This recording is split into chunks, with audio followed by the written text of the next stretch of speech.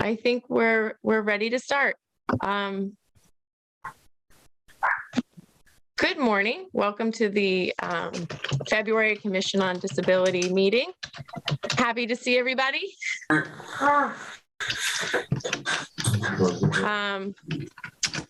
So we are missing Kate, who would normally be taking notes. So Eli, you're okay with taking them? Yes. Okay. So who is Jenny? This is Jennifer Garcia. I'm gonna have, a few different folks. Okay, great. Jennifer, can you spell your name for me? Good morning, Lindsay. My name is Jenny. Do you want to spell it, Jen, or do you want me to? Is it one N or two? Two N, Jennifer. Mm-hmm. Last name Garcia. Garcia. Garcia, yeah. Great, thank you. She's a member of the Riverside Board, and she's going to be just sitting in and seeing what the Council on Disability is like. Great. Excellent, welcome. So I'm just checking. I don't see anybody here for public speak as of right now.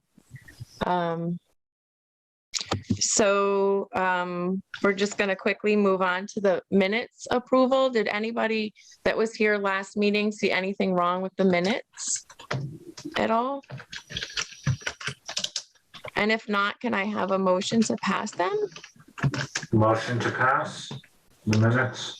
I'll second that. Thank you. And all in favor? Thank you, guys. So we have a speaker this morning, Nancy Murphy from the Disability Law Center. Good morning. Good morning, everyone.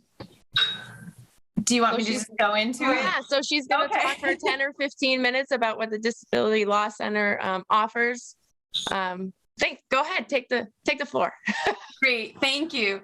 Thanks everyone for your time and for the invitation to speak with you all. My name is Nancy Murphy. I'm a managing attorney at the Disability Law Center, and we are what's called the Protection and Advocacy for Massachusetts. There's one of us in every state and territory, and we have federal and state mandates and funding to protect and advocate for the rights of people with disabilities throughout the Commonwealth. That might be on the job, it might be in a group home, it might be in a facility, it might be in your town. It could be anywhere. It's a very broad authority. We are an independent nonprofit organization, and we do not charge for our legal services.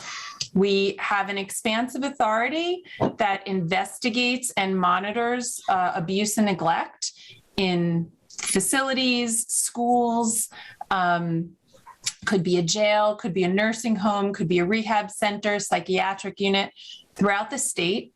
And we also take a smaller number of individual client cases for advocacy. We do some systemic litigation. We do some legislative work. It's a really broad mandate that we have, and kind of expansive work that we do. Our overall mission is, like I said, to protect and advocate for the rights of individuals with disabilities throughout the Commonwealth. And we have an intake process that you can access on our website, which is www.dlc-ma.org.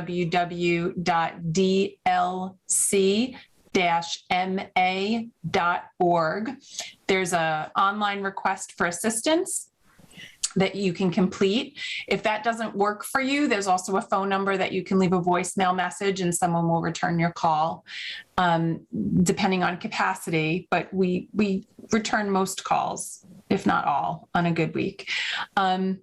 We have about 30 staff people that work the entire state, and we get close to 10,000 requests for assistance a year. So obviously we can't meet all of that, and we have to triage based on what our capacity is and what issues we're looking at. There's certain facilities in our area. Let me back up. Our main office is in Boston, and we have a satellite office in Northampton.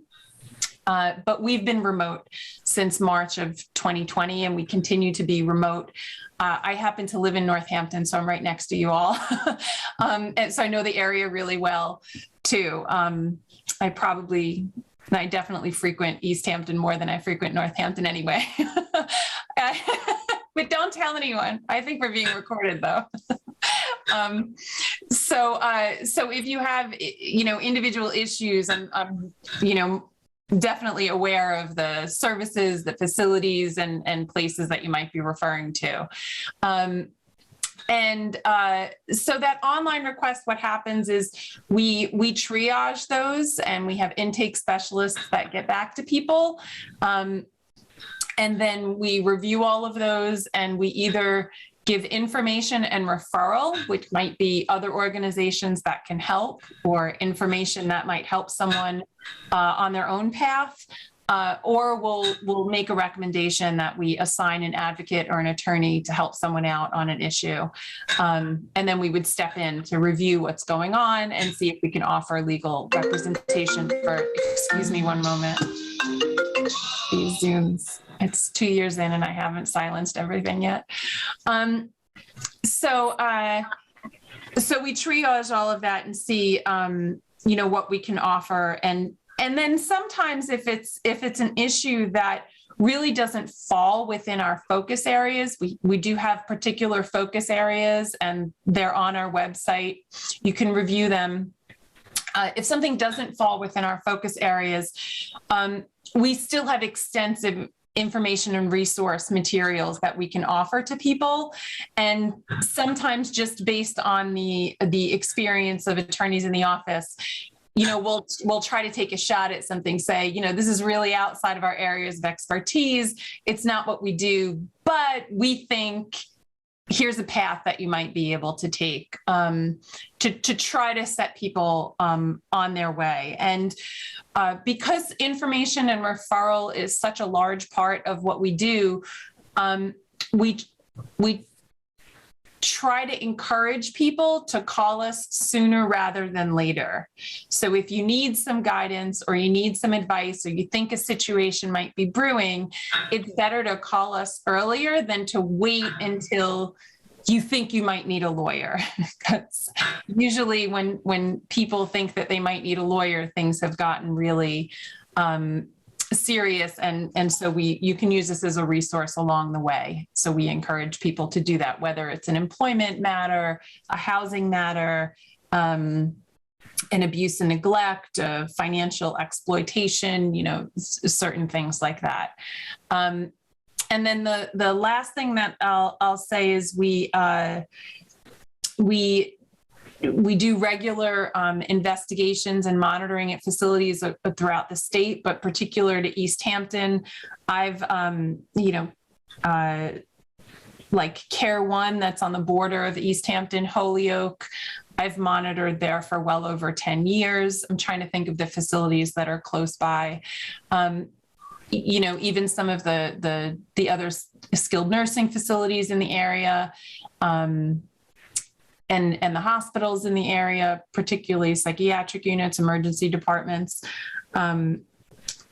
things like that. So that's kind of an overview of who I am and what we do. There's a ton more information on our website, which I wish was shiny and modern, but as an independent nonprofit, it might look like it was developed 15, 20 years ago, because it was, and it hasn't changed that much, but you can find what you need usually. And if you can't, let us know. But does anyone have any questions about any of that? No. Yes. So you said you do some advocacy around group homes. I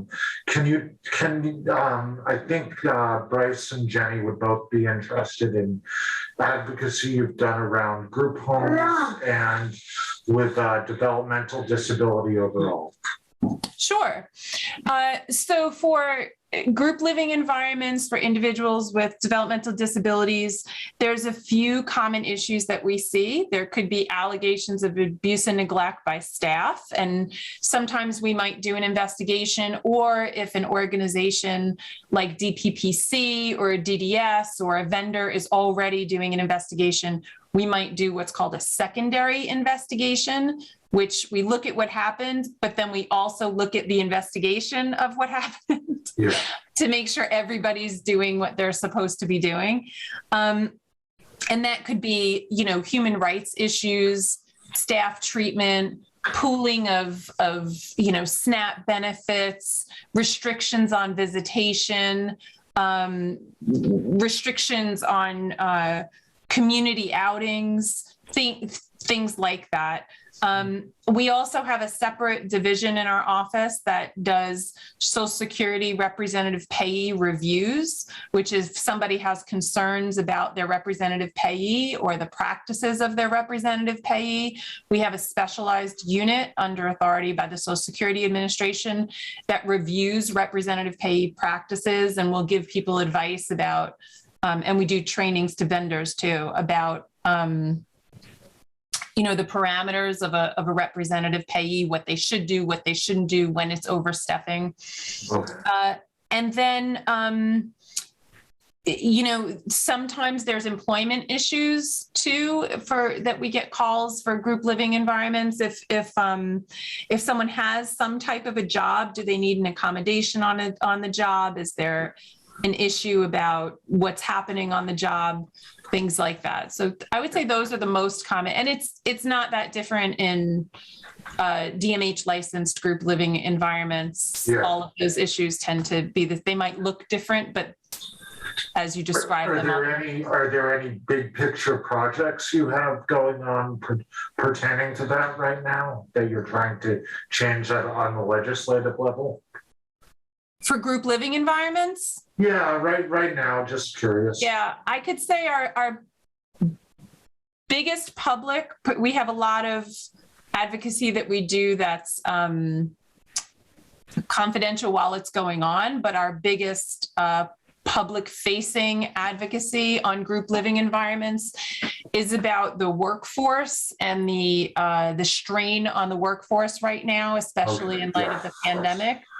And on our website, we issued what we call a workforce report, which talks in detail, especially about DDS licensed group living environments, the shortage of workers, the low pay for workers, the lack of training, and all of the things that flow from that, whether it's that short staffing so you can't go out on trips, short staffing that you don't have transportation, you're not getting the right medication, ADLs are not being met. So we have a huge initiative about the workforce and the strain on the workforce right now that's going on, that if you're interested in that topic, that report might be interesting to you as well. You have something to add, Jen? Yes. Mom. Thank you. You're welcome. Are there other questions? Go. Oh. Look.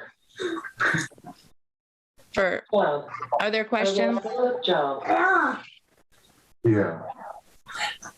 You want to go look, see what kind of jobs there are and how they talk about employment issues? Okay. Great. Yes. Yeah, right now, Jenny's big issue with short staffing is that she has a job as a lunch monitor at a school, and the state is so short I work staffed. in the cafeteria at Center School. I monitor the kids. Yeah. Great. Yeah, and she hasn't been able to go back to her job because we've just been so short staffed that everybody we hire has to take 6 clients, even though she has one-to-one funding for her job. And Yeah. And that's definitely something that's touched on in that report and that we're advocating for systemically. It's the shortage of staffing and the conditions for staffing is definitely across the board in any type of service industry, vendor, healthcare. Yeah. Thank you for that. Does anybody else have any general questions? Woman. I need woman. Oh, right, you need it. Jeff Bag, you have a question? Yeah, you mean now or? Yes, thanks. Good morning. Thanks for being here and talking about what you do. I am the city planner here in Easthampton, but I'm also the EA coordinator. Mhm. And one of the questions I guess it's just a kind of it's just a question. I don't know. We have a grievance process for the municipality, and I guess I'm just kind of curious. Do you interact with municipalities at all, or are you kind of a primary contact for individuals? We're trying to make our process better for someone who encounters an issue. Mhm. And right now on the commission's website, there's a grievance procedure we have posted, and then we've talked about sending people to the Mass Office of Disability, but then it seems like your organization might be another resource for people. We're trying to put more information available online for people to have access to. I think that's something that we can definitely talk about.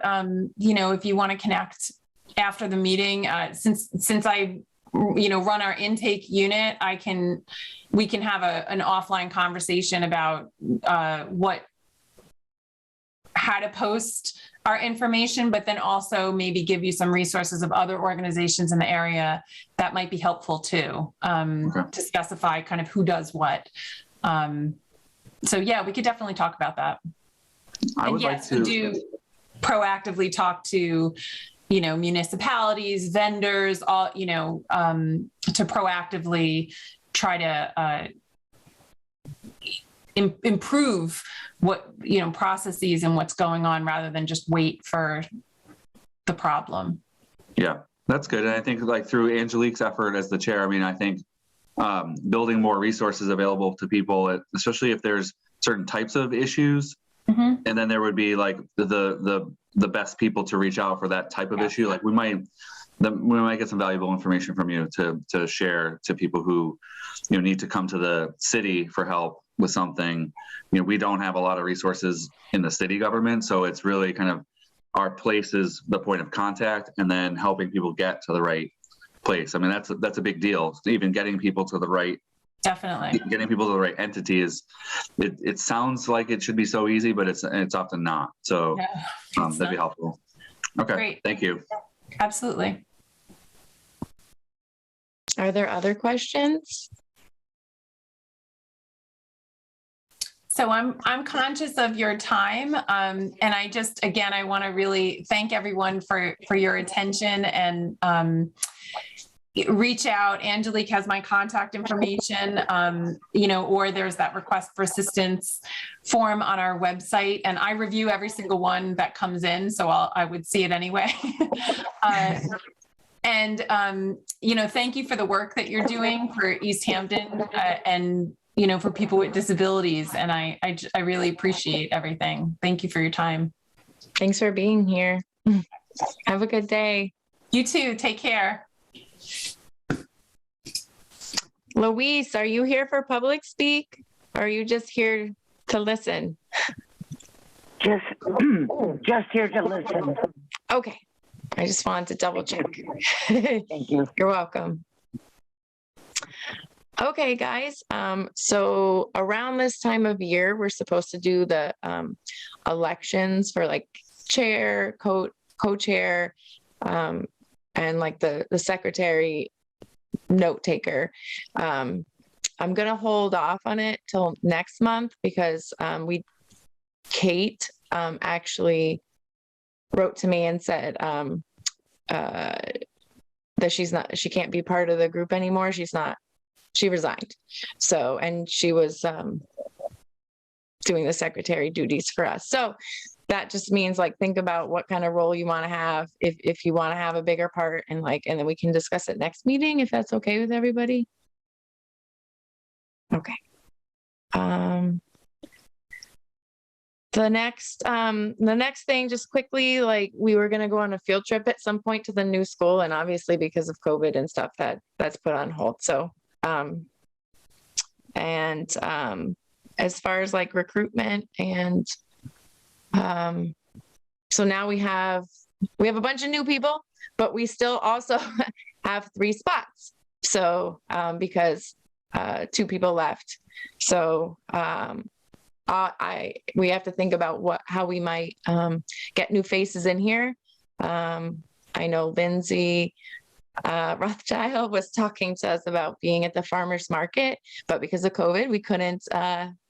That's on hold too. So in the future, we are probably going to go sit down at the farmers market just so people know that we're around.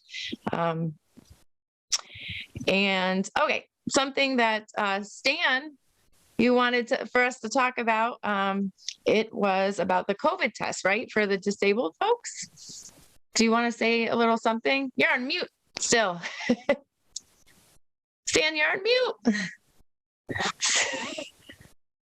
Can I unmute him? Stan!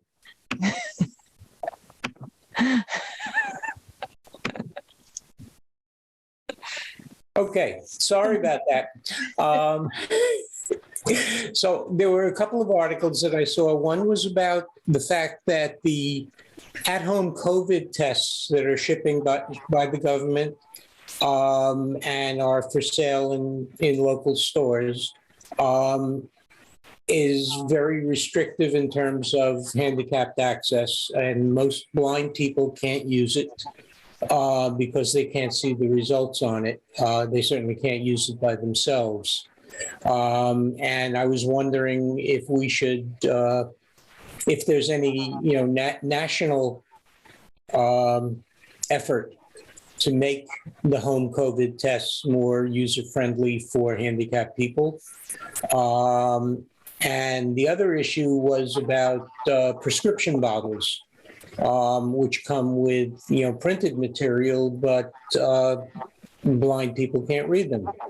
And there are some medication distribution companies that are creating prescription bottles with machine-readable information on the bottom of the bottle and a little desktop reader that you sit the bottle down on top of the reader and it reads the directions to you, which would help, certainly sight impaired people. Wow. So those are, I was wondering if there were any, national movements toward adopting devices like that we could join. I don't think just being who we are would make much of an impact on spreading those technologies. But that was it. Does anybody have information on that at all? No.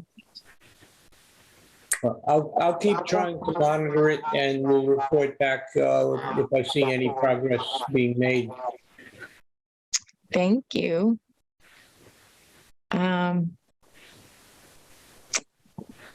Okay, the next item is the Survey Subcommittee. We met yesterday. Jeff, did you get my email at all this morning? Like, I think we're at a little bit of a standstill on like how to process all the information. So that's all. You don't have to read the email. That's basically what it said. Like, Eli, you want to chime in at all? Sure. Yeah. So, right. So we have all this information. Microsoft did some automated summary of the multiple choice questions, and I did a kind of summary of the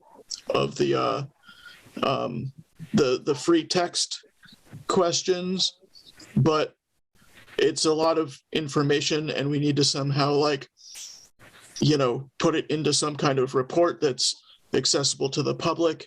And Yeah, and that's that's kind of an overwhelming thing that none of us really know how to approach.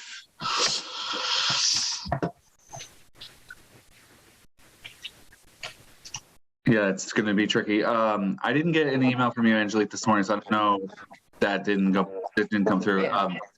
And did you guys meet yesterday? Yes. And is that where you hit the standstill, you think? Or Yeah. I guess I have not been part of the subcommittee, so I don't know all the particulars, but the one thing that the group could do is release some of the information.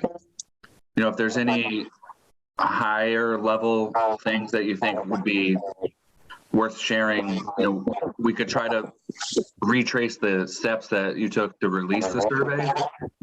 So posting on the website, just even some summary information before you finish a report.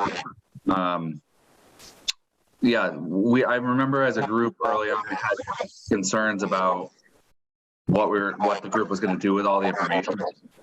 I think we're still working through that.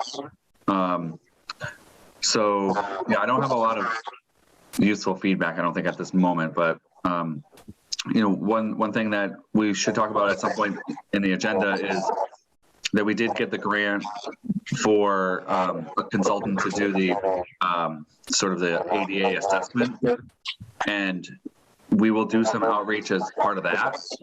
And I think that might be the first thing we can try to use some of the data about issues that people have encountered with accessing either municipal buildings or services, and then say we are responding to that by getting this grant and trying to inventory all that stuff. So it's interesting. I think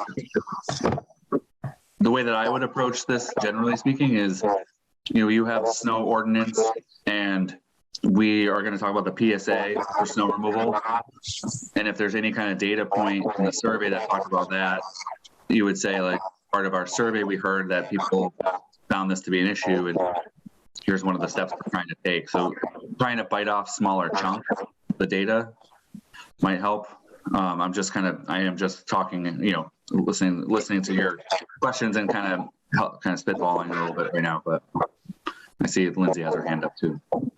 Go ahead, Lindsay. Hi, yeah, I got your email yesterday, Angelique. And I haven't seen the data response, so it's hard for me to give really good feedback. But I think kind of what Jeff was saying, you could put it in buckets and create just maybe a top level report too. Maybe if you could coalesce it into a report, like how many respondents you got and the areas of concern. You could, I'd be happy to have you at the city council meeting too to do a report on the survey. I think people would like to hear back. How many responses did you get? 66, I think.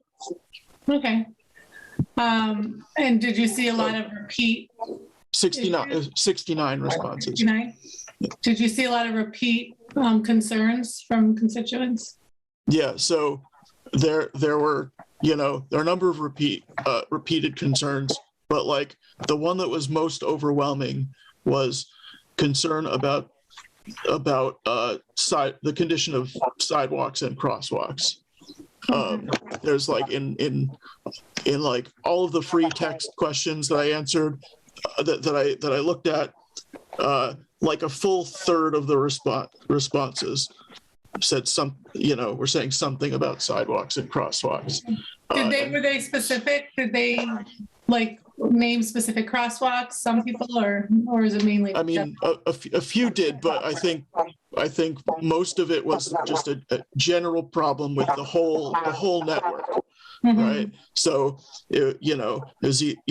so like some of them talked about, the snow clearing, which we've talked about before, but then also, like the like even when there's no snow, the conditions of the surfaces aren't very good, and the curb, like the curb cuts, they're like there aren't enough curb cuts and the sidewalks are too narrow, and and they're not in the and there aren't sidewalks in places where there need to be sidewalks, and it's motorists don't yield when people are trying to cross the street, and is a whole range of things that were kind of general problems with the whole street network. Mm-hmm. Well, it does seem to be a repeating issue, and so I think it needs to be repeated over and over to those of us in the city, because that's the only way, if you just hear it once and it goes away, but it needs to be repeatedly brought up. So I would definitely welcome another report on that to be brought to the city council. And I know it's something the city's chipping away at. I know Jeff was talking, the crosswalks over by Payson and Railroad. Just as an aside, someone mentioned to me yesterday that the crosswalk in front of public safety wasn't plowed, but it was plowed in front of them. I don't know if that's normal.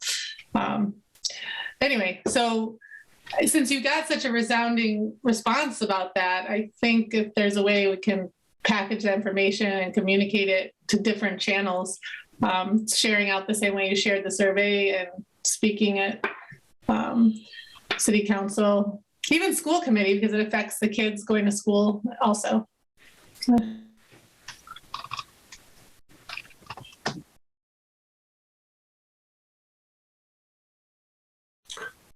A question. Go ahead, Marty.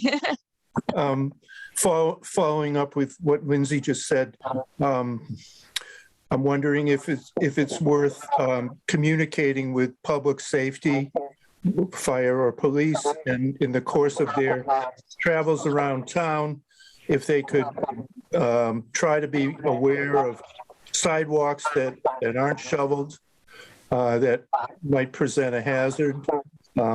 Could we just make them aware that that seems to be an issue for some people in the city, and we just wanted to remind them if they could keep an eye out for that? I know they have a lot on their plate, but I don't know what else to do, really. Yeah, I think if I could, maybe this is for the group who met yesterday. I mean, with the data that you have, and so Microsoft created a couple charts, I think, right? I saw some of it. Could we, as one step, just make it a PDF and start to put it online, so we could put it on the commission's page? And I think it would be creating some kind of quick presentation, like some way to capture some of the highest points for in 2 or 3 minutes, and then use Lindsay's platform as a city councilor to go to a city council meeting and say, here's what we found as a summary, and then the full information is posted. That would just be one way to at least get it out. Just an idea. And then I think if you take sidewalks, just for an example, I think it's a pretty good topic because can be tangible. And then we are going to do some snow removal stuff, Marty. I think that's a conversation. And then as part of this grant that we're going to evaluate some sidewalks. And I think the better we can pinpoint really problematic sidewalks, or like the curb cuts, the ramp, that's what this grant will do. Is once we've done this inventory, it makes us eligible to apply for actual construction money. And so, that's something that the planning department is in a good position to kind of help with, as we can identify the key sidewalks and the key issues. The hardest part of everything is finding money. Just in general, there's not money to just fix sidewalks. Usually we have to make a case for which ones are the highest priority. And then if there's a funding source, that's what we try to do, is we try to find funding that would be most likely to do it. And I think, Lindsay mentioned a couple. The one I know we hear a lot about is Union Street. So as that project take shape, we will solve a lot of the problems on Union Street with one project. So I think that in front of public safety on Payson Ave, we have a project coming up that we're going to hope to try to make those ramps more ADA accessible, especially the one entering 50 Payson Ave from Payson Avenue is just not ADA compliant. So the first step is to identify the key sidewalks that need the most work or are the most utilized, and then try to find funding to work on fixing those. And so that's something that we can help with, I think, in terms of the tangible thing, which is sidewalks. Lindsay did ask us, and I sent it to everyone, like what if they could list some streets that might be needing attention, but I didn't hear back. So if you know of one, let us know. Jeff? Is that different than the snow removal list that you sent? This is about sidewalk repair? Well, there was a snow removal list. It was it was a list the city's already doing, and if there was other ones that the group suggested, that would be should be added to the priorities. Okay. Yeah, and I think there's also maybe an opportunity for some ARPA funding in terms of how much more people are staying local and walking because of COVID. But it would have to be like a very identifiable project. Jeff Brown? Let's see. Is there any, I've heard, I don't know where I've heard this, but in terms of pedestrian access between downtown and the new Mountain View School, what is being done in terms of that to create a clear path for those who choose to walk? And have we checked that all the routes connecting with that are accessible? I can speak to that briefly. I mean, one of the first projects that we have created was to connect from the rail trail by Williston and going up Park Street. That route, if upgraded, would serve the most once. Yeah. And so we applied so that's kind of the example of there's funding through the Safe Routes to School program. And we've applied, we'll know soon whether we've been selected, but that was the first project that we did for the school. There's a lot of work that we need to do over the next couple of years to kind of reorient to Mountain View for all the elementary students. But that was the first one, because if you can get onto the rail trail and we can make that connection to the school, then you can get a lot of people there in kind of with one project. So that's kind of a quick summary of that. The other area that sticks out like a sore thumb for me from all my years pushing a stroller is the area heading to Nonotuck Park down Williston Street, is it? Or walking from Riverside to Nonotuck Park, that street you take. Yeah, Williston Avenue. As it curves, as it gets further up that street, it curves. Sidewalk is completely slanted. Like it's nowhere near flat. It's not safe for anything with wheels. Yeah. Yeah, I agree, Jeff. I think that's a good one. And the other one I know that kind of on the list is South Street. South Street is a good route to the school, but there's a couple roads that are just curbs with no ramps. And so that's the kind of thing, it's going to take time because nothing happens fast. But if we can target a list of, especially curb cuts are going to be easier to fix because we can go through and fix them kind of in a row. But maybe that's a project that we can kind of use the survey to kind of push as a little bit of an initiative to look at the key route around as a first step. So I'm committed to doing that. We've been, I think as Lindsay said, we've been chipping away wherever we can to make the sidewalks better. But I think we have a lot to do still. Yeah,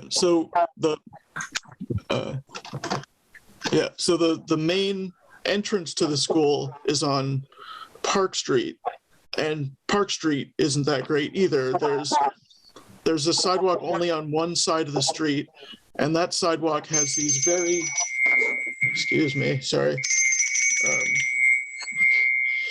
Okay, and that sidewalk has like these very like steep like dips, like where it like swoops up and down at the driveways.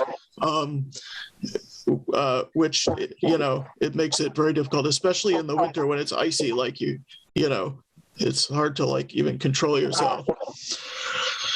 Marty, did you want to say something? I just wondered if Jeff had any information about whether some of this federal infrastructure money that was recently passed, whether some of that might be applicable to improving sidewalks and similar projects. It's possible that it would be. I mean, I think the trick is that, and I've struggled with this professionally, is that like if money becomes available,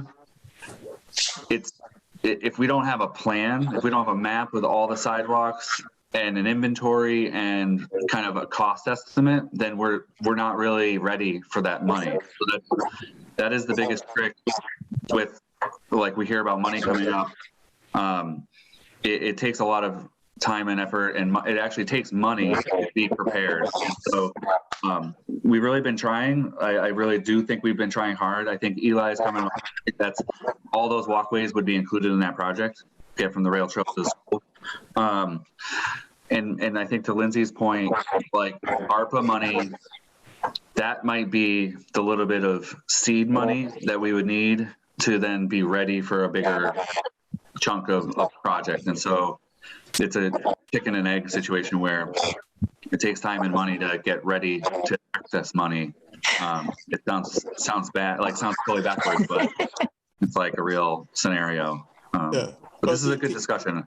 The other thing I was going to say is the school is actually geographically very close to Holyoke Street, but I'm not sure there's a way to go to the school from Holyoke Street without going all the way around. Yeah, we did a study in 2019 that was focused on the school and how to connect more neighborhoods to the school, but it's a grand vision, but it's going to take us years to get people to that school from all the neighborhoods. But there was an idea of building a bridge. So water is one of our, we have nice water features in Easthampton, but it really creates barriers. So Nashawanek Pond snakes all the way up, and you would have to put a bridge from the Holyoke Street side into Nonotuck, and then you'd have to build a real trail from Nonotuck to the school. So, that is on a plan, like it has been envisioned, but it's years from now, really, and it's going to be a lot of work for everybody to do that. But the good news is it's in a plan, and it's been, but it's going to take us years to catch up to moving the school over to where Mountain View is. Go ahead, Lindsay. I have a question for Jeff and for all of us. So what is the best, in terms of like a process and a system, like who would it be the subcommittee, like starting to get those project ready reports, surveys, so that we can start trying to match funding? And then is there a way we can, like or does it already exist? We have the master plan for the city or whatnot, for if we did it like a pedestrian way master plan, that we could know visually year after year there's continual progress and improvement. Who would own that? Does it exist, or how can we get that started so we can track and keep advocating for chipping away, keep forward on those projects? Yeah. I mean, I think the planning department would be involved in the infrastructure, but I think this group needs to be, behind it and kind of pushing it. We go back to about, Jamie probably knows this, but 2015, there was a comprehensive inventory of all the sidewalks. So we know about a lot of the problems. And I think the pattern that I've seen is we need to continuously hone in on the most important ones, because we can't fix the whole system, especially all at once. But so in 2015, there was a study, and then we have a complete streets plan, and that was 2017. And that one actually put a little bit of details to each improvement and came up with costs. And then we did that 2019 study I mentioned, and that's where we found this route to the new school. That was deemed to kind of be the highest priority. And now we're going to do Union Street, which is great. And so it's kind of finding the next couple, I wouldn't say a huge project, but a couple projects that we want to have the next focus be. What would have the most impact, most positive impact for people? You know, that might be kind of what this group can do, is really look at some maps and figure out if we were to focus on a couple of sidewalks, what would be the most important one or two. I just know that there's always capacity issues, and it's easy to say we should fix everything, but we really kind of have to pick kind of that next one or two that would serve the most people. So maybe that's like, we probably wouldn't be able to do it for the March meeting, but maybe like in April, we could probably come up with some maps, a little, like maybe Jamie and I can come up with a couple maps and help try to figure out which one would be the next biggest impact for people, positive impact. So that's just one strategy I'm just coming up with off the top of my head. The other thing we did talk about was again, the accessibility to the meetings. So we kind of went roundabout about that. So I'm not sure how to make progress on that. Lindsay, did you, because we've talked about it before in general, like The accessibility to these meetings? to all the meetings, and how some of the electronic, like automated stuff it doesn't necessarily translate the right way and stuff like that. Yeah, and I don't think the planning department would be the best for that, but I think IT, and from the mayor's, that one, like we talked about this before, it kind of comes from the mayor's office down, because if you talk about making every meeting accessible with closed captioning, and any other, you know, reasonable accommodation that people would need, like that, it's going to be hard to do that one from the bottom up. That one has to be from the top down. So that would involve some funds to, you know, this conversation has happened a couple of times. So whether Easthampton Media and the contract with Easthampton Media includes closed captioning, that seems to have been a stopping point for some of this discussion in the past. And I don't know how to undo that.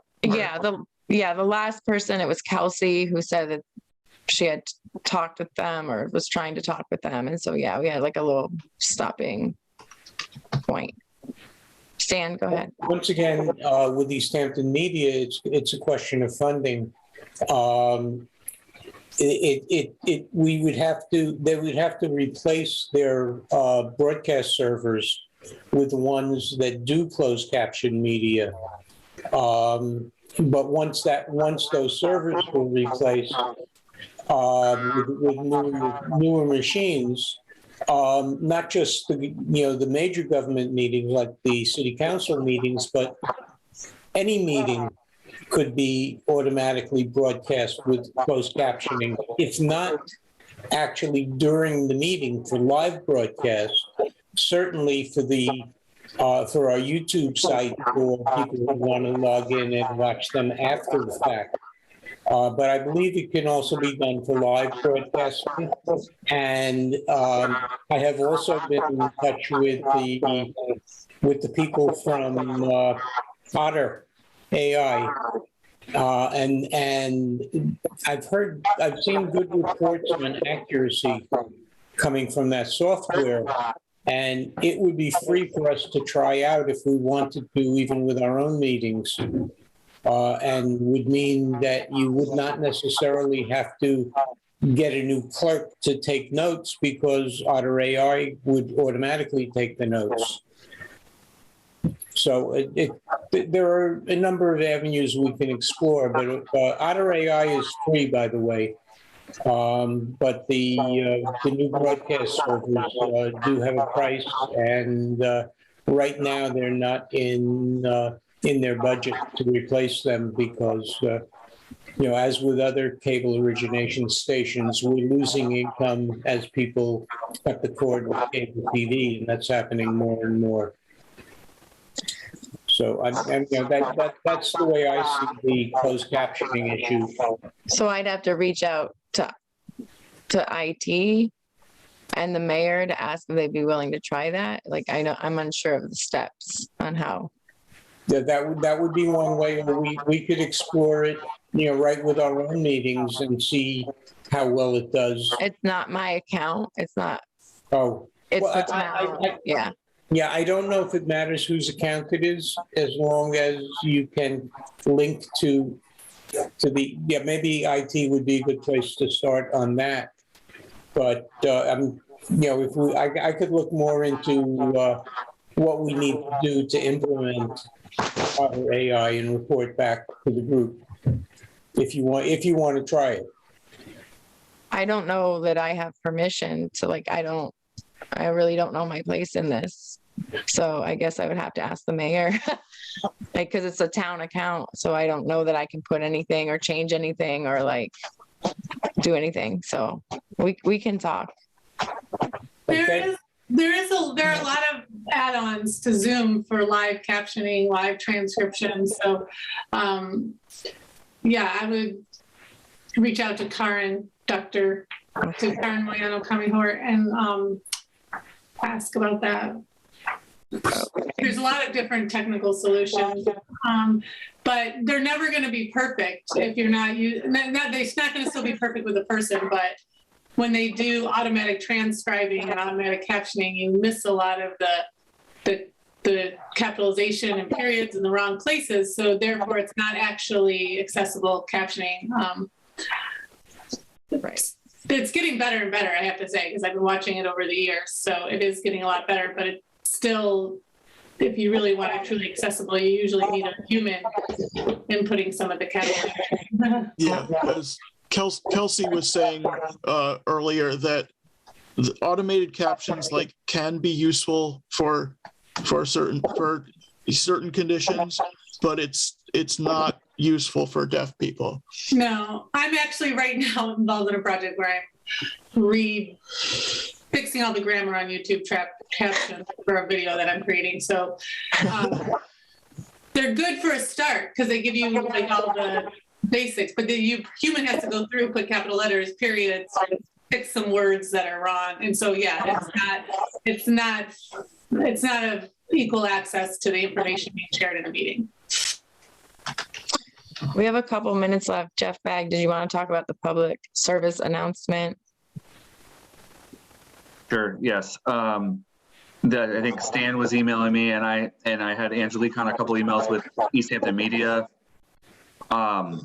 They said, I haven't got a confirmation this morning. I emailed this morning to ask, but they said that they were going to go out and take some video clips of people removing snow during the storm Saturday or Sunday.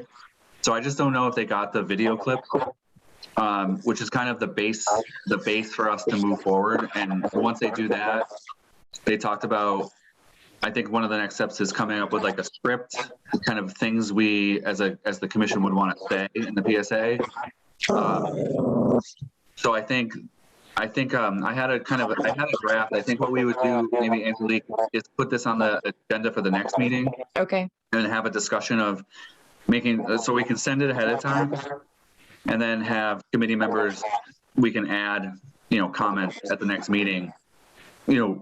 Then I think the idea is we can go into the Easthampton Media studio and do a voiceover or add some person video, so someone from the group or multiple people from the group can say, kind of run through the script. And then my understanding so far is that they can then kind of produce it into a short video clip. The one thing I do want to clarify, because I know it's come up, is everything takes time. So in this approach, it wasn't necessarily to get the sidewalks cleared this winter. And I know it sounds bad, but to have the video, post it once this winter, and then use it for next winter. I think that's really where we would be able to publish this over and over again in the lead up to next winter. Something that Marty said earlier was that, and I know there's disagreement on this, but the way it works right now is that property owners are responsible for clearing the walk in front of their home or business. And so that's one thing I think we want the PSA to remind people. Just make sure that everyone knows it's actually your responsibility. And then we can kind of highlight that it's really damaging for people when it's not cleared. And then kind of at the end say, you know, the city can issue fines if it's not cleared, kind of like, so we kind of figure out how we want the PSA to work. And I think we're pretty close. And I think if we get one more snowstorm, it should be pretty good for us to have the video clips we need to make it compelling. That's the one thing I think. We could have just put together a video with no snow, but I think the PSAs that I think some people, I think it was maybe Stan or someone sent some that have been prepared by other communities, and all of them had snow, like as kind of like the compelling reminder of what we're in the middle of the season doing it. So we are making progress on this. And so I think the next meeting we'll put together, we'll get comments on the script, and then, you know, in theory, March is still winter. So if we published it once in March, I think that would be pretty great. And then we would have it available for next fall and winter, you know, as a reminder. But we also don't have a resource for people that are disabled that can't clear their own. Yeah, I mean, yes, that's a whole other really important discussion. And I don't know who was working on that, whether the Easthampton neighbors was going to be like an avenue to help. Not anytime soon, they said. Right. Go ahead, Mary. Just one quick thing before we get into, and we do need this, no ifs, ands, or buts, but we have to look in our own backyard. I stopped at the senior center yesterday, which is a city building, and the sidewalks hadn't been shoveled. And I looked down the street and all the businesses had shoveled their sidewalks, and the one that wasn't shoveled was our own. You know, so it's going to be hard to tell people that homeowners that, or businesses that they could be fined when we're not doing it ourselves. And I think that's something, and the senior center, they're advertising masks for free to people to just go up. They have them outside. You can take them and leave, but the sidewalk's not shoveled. I think they have 24 hours though, right? Is that how it works? Well, it was past 24 hours. Oh, it was. Okay. Yeah. No, I agree with Mary. I don't, maybe like, I don't know if Lindsay can help with that. That's an issue. And I personally don't know how to resolve that, but I think it's really important that what Mary's raising. I think the other thing is if you miss the storm, like, and it refreezes, like that's one of the issues that we really want to uncover, because now it's frozen for like the whole winter, and that's terrible. So, sorry, I think Lindsay was going to say something too. No, I just thank you for that. I agree. I don't, be a squeaky, wheel. And because I also didn't understand why it wasn't shoveled in front of public safety. That just seemed odd to me as well, in the city on a main strip. So I completely agree, Mary. So I'll squeak. Thank you. Jeff Brown. So one thing, as you're educating people on the proper clearance of snow from the sidewalk, I think it's important, and we kind of just touched on this, but the refreezing, and what happens, what I've noticed as a pedestrian for many years, is that people will do a moderately okay job right away, but then as the snow melts, it just melts onto the sidewalk, and no one cares about the ice that's forming. And that should be, that is part of clearing a sidewalk, is making sure it stays clear and de-icing as it goes. And yes, I feel for homeowners, but there's a part of it that's like, well, if you can't handle it, don't buy a home with a sidewalk. I mean, right. And there should be aid for people that absolutely can't, but it's like some of us pay premium and rent to not have to deal with this stuff.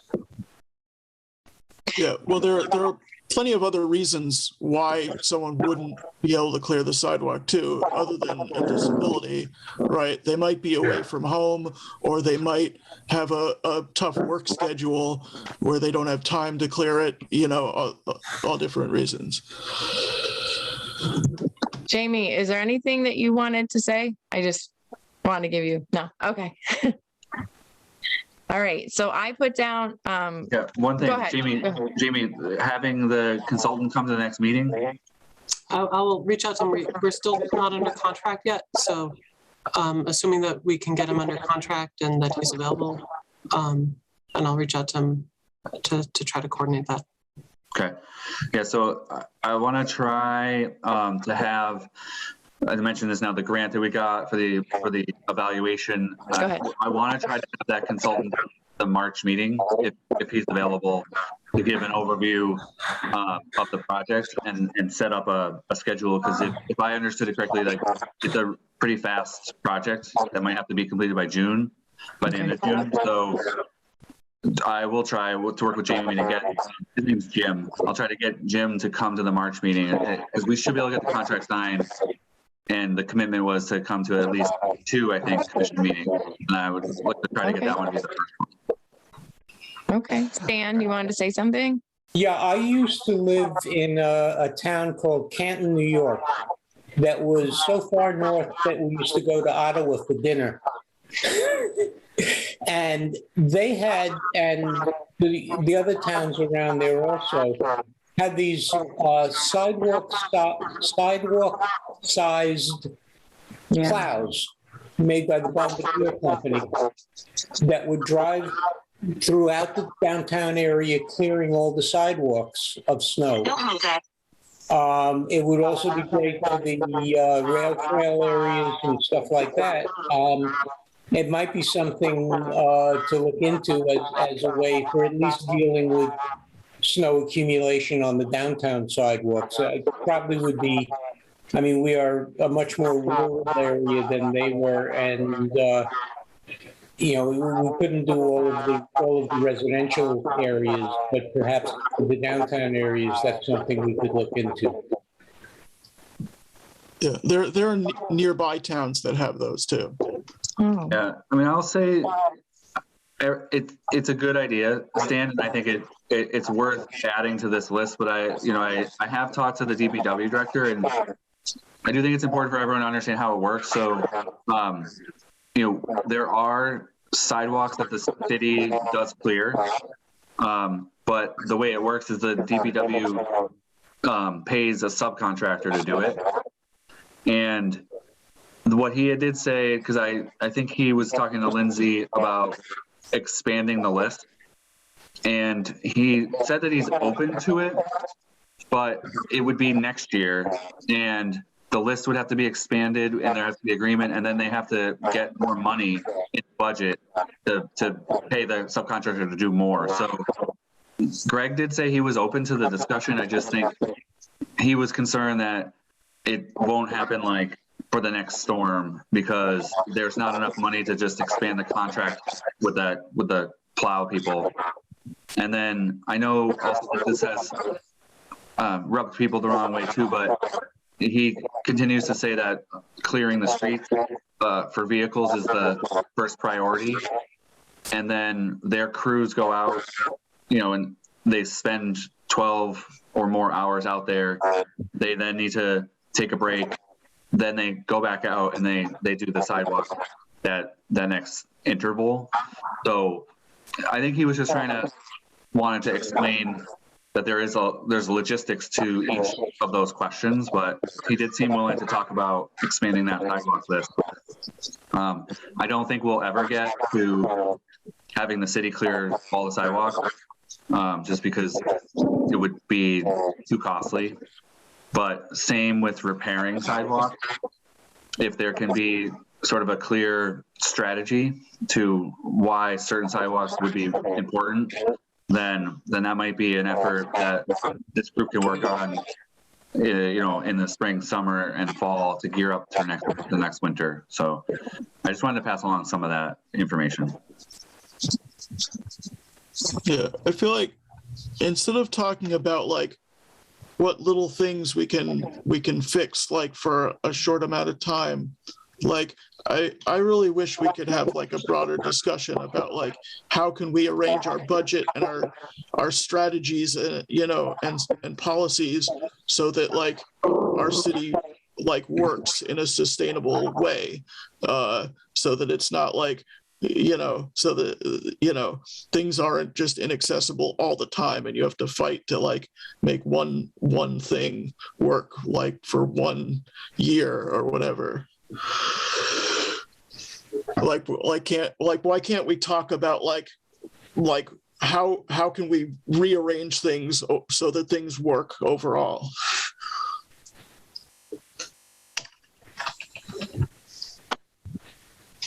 Yeah, how does that, I mean, I don't know how to start that conversation with who.